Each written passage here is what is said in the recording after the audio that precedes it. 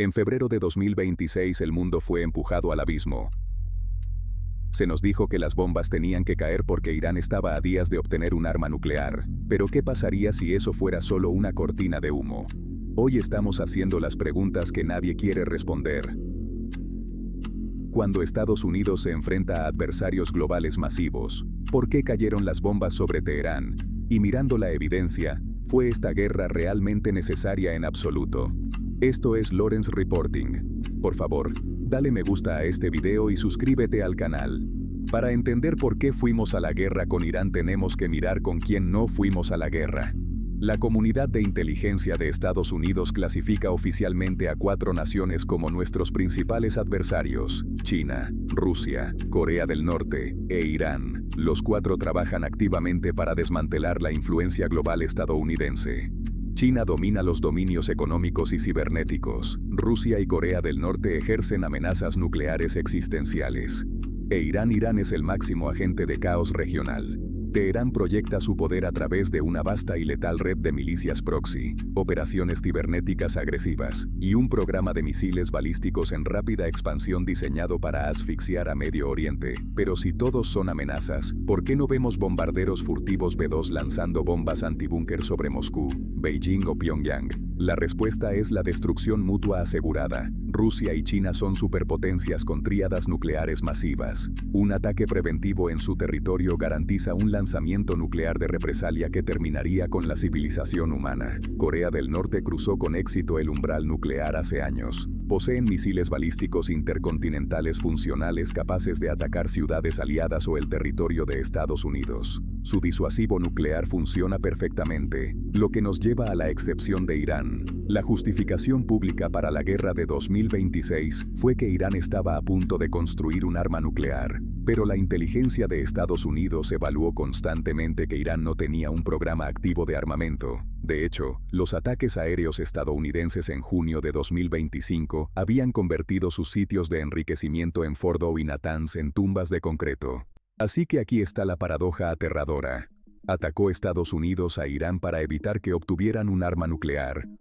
¿O los atacamos específicamente porque aún no tenían una?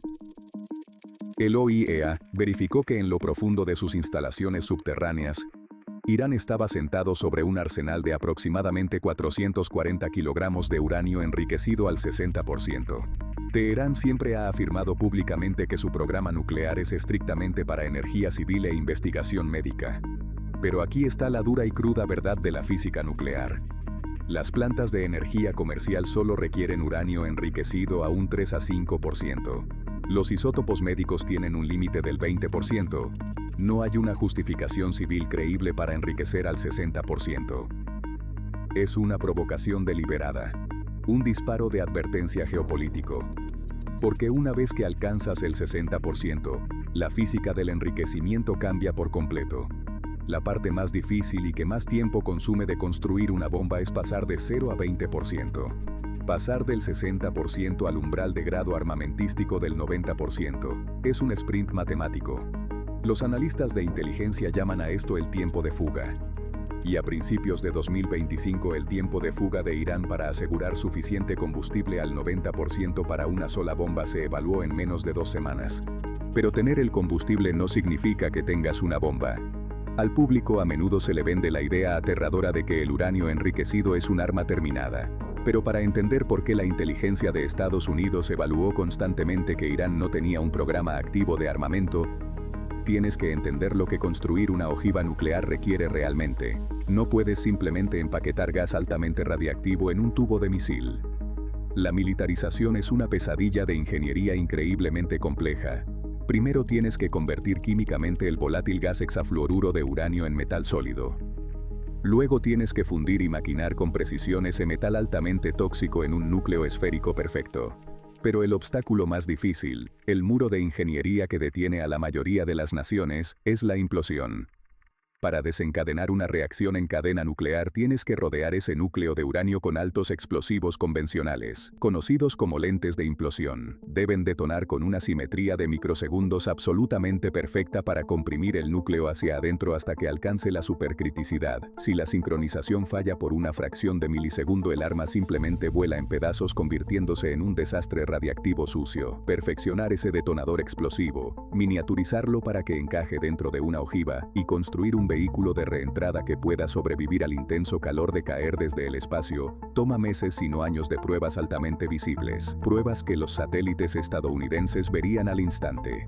Y en 2026, había cero evidencia de que esas pruebas estuvieran ocurriendo. Porque la verdad es, Irán sabía que su programa nuclear a medio terminar no podía protegerlos. No tenían un disuasivo nuclear, así que en su lugar construyeron un disuasivo de misiles. Históricamente Irán dependía de cohetes de combustible líquido, pero el combustible líquido es altamente corrosivo, y toma horas bombearlo a un cohete en una plataforma de lanzamiento, dejando el arma completamente expuesta a ataques aéreos preventivos. Si quieres un escudo geopolítico creíble, necesitas cohetes que puedan disparar al instante. Necesitas combustible sólido. Para finales de 2025, Irán había pivotado hacia misiles balísticos avanzados de combustible sólido, como el altamente letal Kheibar-Shekan. Con el combustible sólido prefundido dentro del cohete, un lanzador móvil puede salir rodando de un túnel subterráneo, elevar el arma y disparar en cuestión de minutos. Es una capacidad de disparar y huir que los hace increíblemente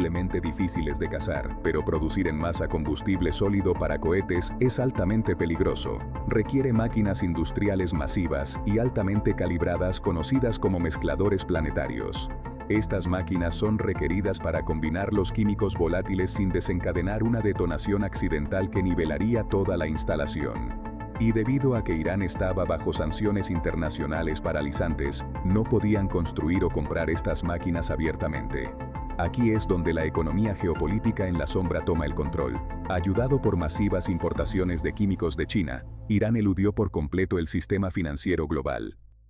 Usando barcos fantasma con transpondedores apagados y complejas capas de empresas fantasma, Beijing suministró silenciosamente el elemento vital químico para el nuevo arsenal de Teherán. Para febrero de 2026, Irán ya había reconstruido un arsenal de 2.500 de estos misiles balísticos avanzados. Y la inteligencia mostró que estaban en camino de producir en masa hasta 8.000 en 2 años. Este arsenal masivo no era una fuerza de invasión ofensiva. Era su versión de destrucción mutua asegurada. Era una amenaza matemática de enjambre diseñada para aterrorizar a los comandantes aliados. La estrategia era brutal pero efectiva.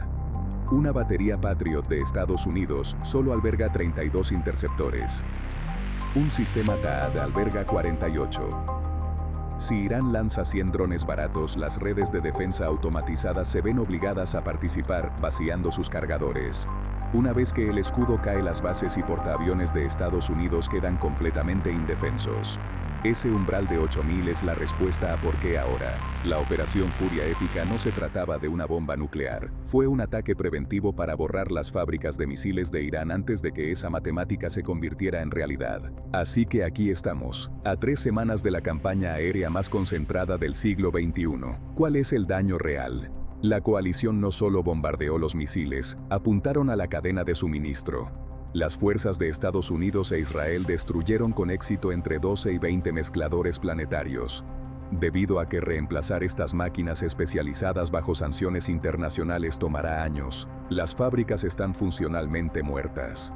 En el terreno, la coalición ha neutralizado más del 60% de los lanzadores de misiles móviles de Irán. En consecuencia, la tasa diaria de lanzamiento de misiles de Irán ha colapsado en un 92%. Pero la amenaza no ha desaparecido, simplemente ha pasado de estratégica a guerrillera. Para eliminar completamente esta amenaza, la coalición debe encontrar lo que sobrevivió. En lo profundo de los montes Zagros, en túneles construidos para resistir bombas antibúnker, misiles intactos de combustible sólido y aproximadamente 100 lanzadores en buen estado están esperando. La capacidad de fabricación de Irán se ha roto, pero la búsqueda de su arsenal subterráneo superviviente sigue siendo un juego del gato y el ratón altamente activo y letal. Así que la amenaza del enjambre se degradó, pero hace una amenaza matemática que una guerra preventiva sea una necesidad absoluta. Para responder a eso tienes que mirar lo que sucedió solo 48 horas antes de que cayeran las bombas. La cronología del 26 de febrero revela una salida de emergencia masiva que se perdió. Dentro de una sala cerrada en Ginebra, los diplomáticos iraníes se sentaron a la mesa ofreciendo concesiones reales para evitar una guerra. Propusieron un congelamiento del gas de uranio enriquecido y ofrecieron permitir que los inspectores internacionales regresaran al país, pero la delegación de Estados Unidos rechazó el marco de trabajo exigiendo una capitulación total. Para esa noche los mediadores declararon que se había logrado un progreso sustancial y ambas partes acordaron reunirse la semana siguiente. Pero mientras los diplomáticos reservaban sus vuelos, la vía militar ya estaba reemplazando a la diplomática. Mientras el mundo creía que un marco de paz estaba en marcha, la Casa Blanca estaba finalizando los paquetes de objetivos para la Operación Furia Épica. Menos de 48 horas después de sentarse a la mesa de negociaciones, Estados Unidos e Israel lanzaron su masiva campaña aérea asesinando al líder supremo y terminando permanentemente las negociaciones. Debemos hacernos la pregunta más difícil: ¿agotamos todas las opciones? Cuando los diplomáticos están progresando en la mesa y la amenaza nuclear está enterrada bajo los escombros, ¿era un ataque de decapitación inmediato nuestra única opción? ¿O simplemente le prendimos fuego a Medio Oriente para resolver un problema matemático? Cuéntanos tus pensamientos sobre esta crisis global en los comentarios a continuación. Gracias por ver.